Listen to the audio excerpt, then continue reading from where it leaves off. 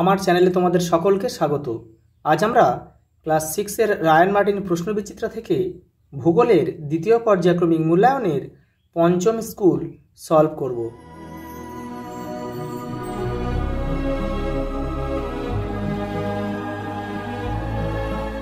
প্রথম প্রশ্ন দেখে নাও।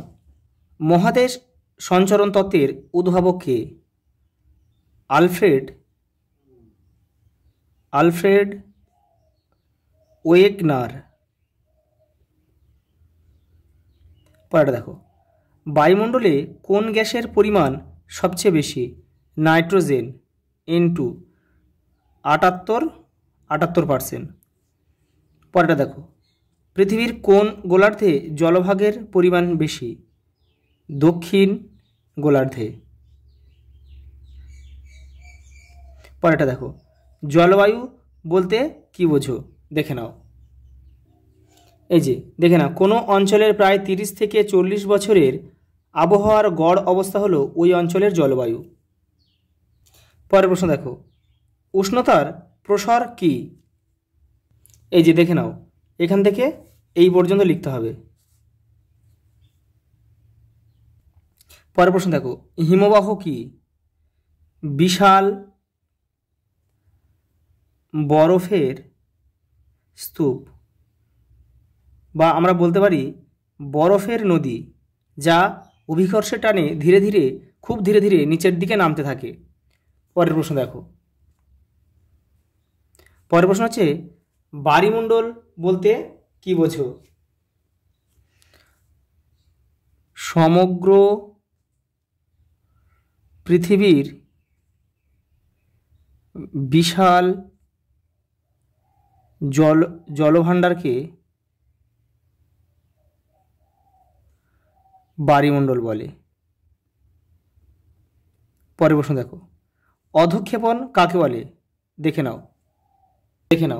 এই যে পৃথিবীর অভিকর্ষে টানে বায়ুমণ্ডল থেকে জলকণা বা বরফকণা ভূপৃষ্ঠে নেমে এলে তাকে অধঃক্ষেপণ বলে। তোমরা এটা কিন্তু লিখে নেবে, ক্লাস 8-এর বই থেকে কিন্তু এটা আমি তোমাদের করিয়ে দিলাম। পরের প্রশ্ন দেখো, বিশ্ব উষ্ণায়ন বলতে কি বোঝো? পৃথিবীর স্বাভাবিক উষ্ণতার ক্রমাগত অস্বাভাবিক বৃদ্ধির ঘটনাকে বিশ্ব উষ্ণায়ন বলে। তোমরা এটা কিন্তু লিখে নেবে। আমি আরেকবার বলছি, পৃথিবীর স্বাভাবিক উষ্ণতার ক্রমাগত অস্বাভাবিক বৃদ্ধিকে বিশ্ব উষ্ণায়ন বলে। পরের প্রশ্ন দেখো, বেতার তরঙ্গ বায়ুমণ্ডলের কোন স্তর থেকে প্রতিফলিত হয়ে পৃথিবীতে ফিরে আসে? থার্মোস্ফিয়ার।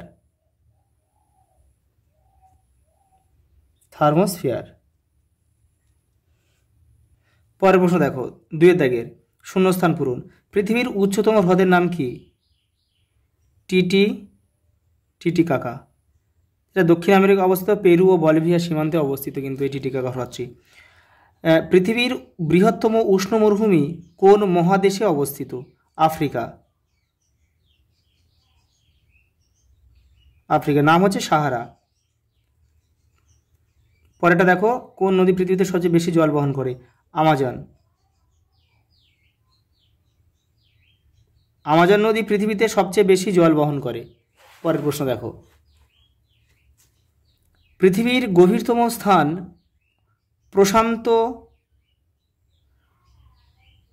প্রশান্ত মহাসাগরে অবস্থিত। নাম কি?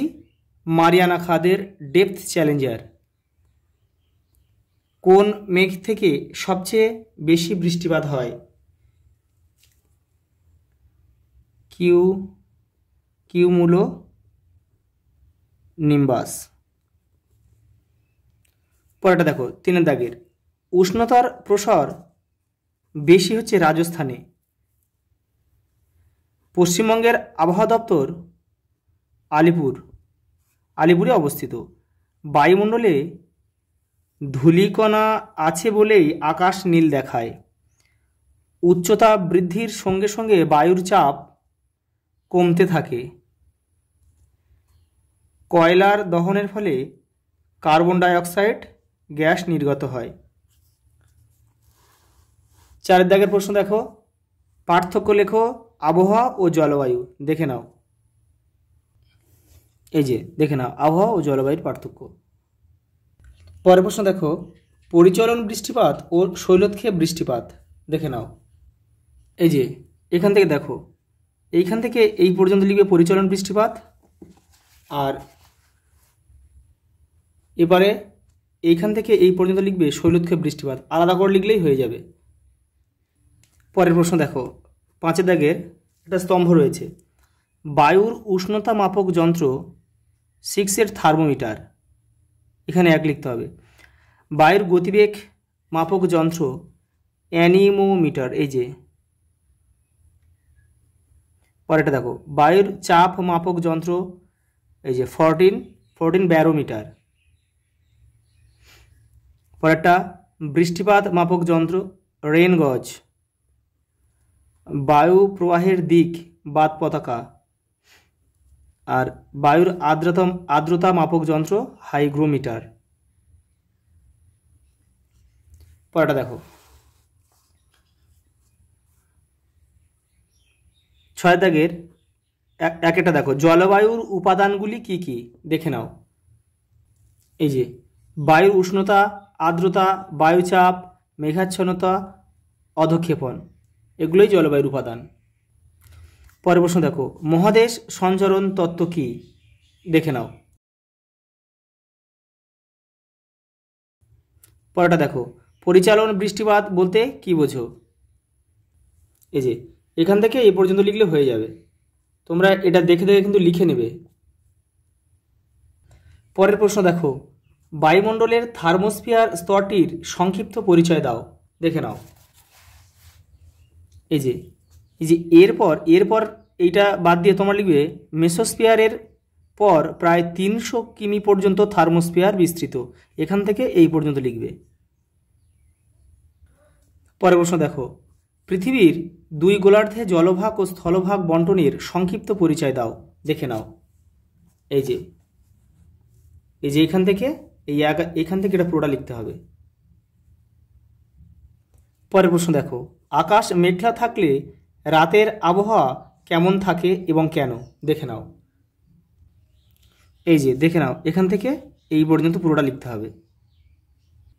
পরের প্রশ্ন দেখো, 7 দাগের চিত্রসহ জলচক্র পদ্ধতি সম্পর্কে লেখো দেখে নাও। এই যে দেখে নাও, এই যে জলচক্র, এখান থেকে এটা পুরোটা লিখবে আর এই ছবিটা আঁকতে হবে।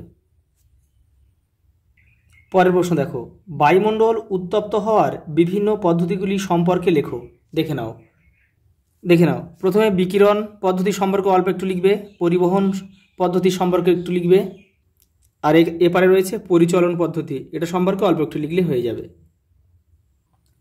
দেখে নাও, পরেরটা দেখে নাও, ওজোন স্তর ক্ষয় হওয়ার কারণ কি, এর ফল কি হতে পারে দেখো। এই যে ওজোন স্তর, এখান থেকে এটা কিন্তু পুরোটা লিখতে হবে। পরের প্রশ্ন দেখো, বায়ুমণ্ডলের প্রয়োজনীয়তাগুলি লেখো দেখে নাও। এই যে এখানে কিন্তু অনেকগুলো রয়েছে, 1 2 3। দেখো লাস্ট প্রশ্ন দেখো, বায়ুর উচ্চচাপ ও নিম্নচাপ বলতে কি বোঝো দেখে নাও।